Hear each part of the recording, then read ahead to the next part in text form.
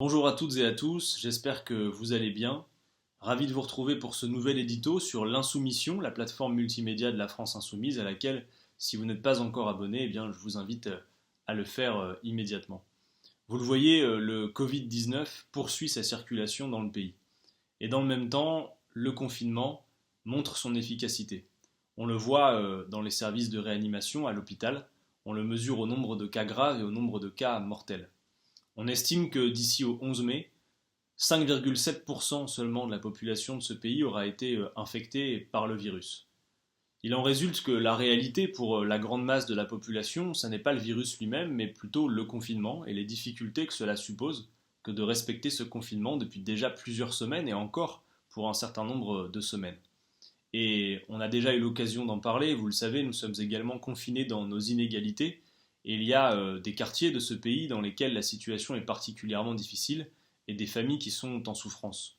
Dans beaucoup de quartiers populaires, désormais, la situation n'est pas seulement celle d'une crise sociale, mais vire lentement mais sûrement vers une crise humanitaire, avec y compris des difficultés d'accès à l'alimentation.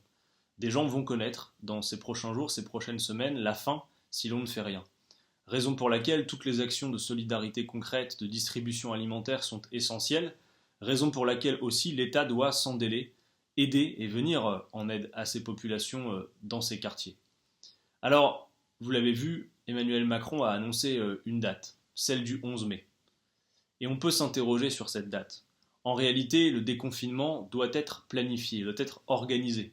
On doit répondre au fait de savoir quels sont les objectifs pour y parvenir, quel est le matériel dont nous avons besoin, comment l'organiser, et de ce plan devrait être déduit une date, devrait découler un calendrier.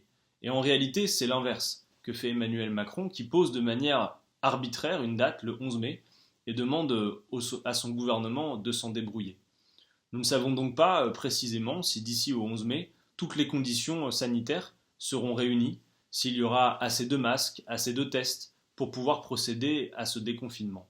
Cette date du 11 mai répond d'abord et avant tout à une volonté de relancer la machine économique.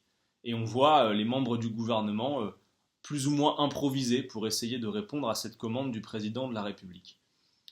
On le voit, le but est bien cette relance de la machine économique et on a entendu toutes sortes d'acteurs politiques, comme encore hier matin sur France Inter, Bruno Retailleau dire de toute façon, après la crise, on va tous faire un effort, travailler plus pour la croissance et grâce à la croissance, on va rembourser la dette. Preuve, s'il en fallait une, que dans une telle situation, certains sont incapables de penser le moment que nous vivons comme une occasion de changer de modèle pour ne pas reproduire les mêmes erreurs. Le gouvernement, lui aussi, fait des choix en matière économique et en dehors des mesures qui vont dans le bon sens, par exemple celles qui permettent le chômage partiel, même si nous avions souhaité que ce chômage partiel soit porté à 100% de la rémunération plutôt que les 84% qui prévalent, eh bien le gouvernement continue de faire des choix qui sont dans la droite ligne de ce qu'il a toujours fait depuis le début du quinquennat.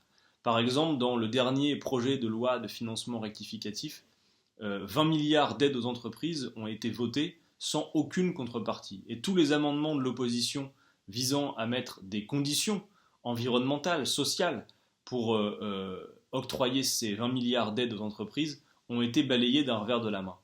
De la même manière, vous le savez, le gouvernement, dans ses ordonnances, a pris quelques dispositions sur le Code du travail en permettant d'augmenter le temps de travail de manière assez considérable dans beaucoup de secteurs d'activité et de le porter jusqu'à 60 heures hebdomadaires, de permettre par accord d'entreprise que la main soit prise sur les congés payés des salariés sans respecter les délais habituels, que l'on revienne sur des RTT, sur des jours de repos, bref, vous avez suivi cette affaire. Mais quand dans le même temps, nous demandons à ce que celles et ceux qui ont le plus soient mis à contribution, eh bien le gouvernement le refuse. Je vous renvoie à l'édito réalisé par Manon Aubry, par exemple sur la question des dividendes qui, en pleine période de crise du Covid, crise sanitaire bien sûr, mais également crise économique, sont encore distribués par bon nombre d'entreprises du CAC 40 pour des sommes qui nous permettraient de faire bien des choses dont nous aurions besoin dans cette période de crise sanitaire. Quand nous proposons de geler les dividendes jusqu'à 2022, comme nous l'avons fait dans une proposition de loi, le gouvernement ne le souhaite pas. Augmenter la taxe sur les transactions financières, le gouvernement ne le souhaite pas. Et je souhaite profiter de cet édito pour relancer un appel que nous avions lancé au gouvernement qui est celui du rétablissement, fût-il temporaire, de l'impôt de solidarité sur la fortune.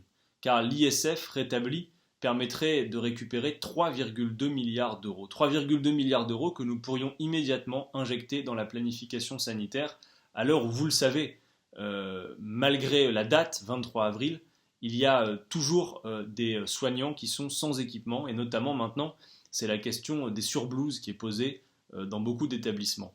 3,2 milliards d'euros avec le rétablissement de l'impôt de solidarité sur la fortune, c'est une somme que nous pourrions investir pour la planification sanitaire.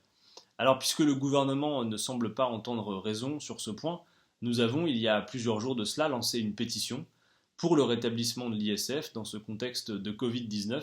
Je vous invite bien sûr à la signer et très largement à la partager, la faire signer autour de vous. Et je vous remercie et je vous souhaite bon courage pour la suite de cette épreuve collective et je vous dis à très bientôt sur l'Insoumission.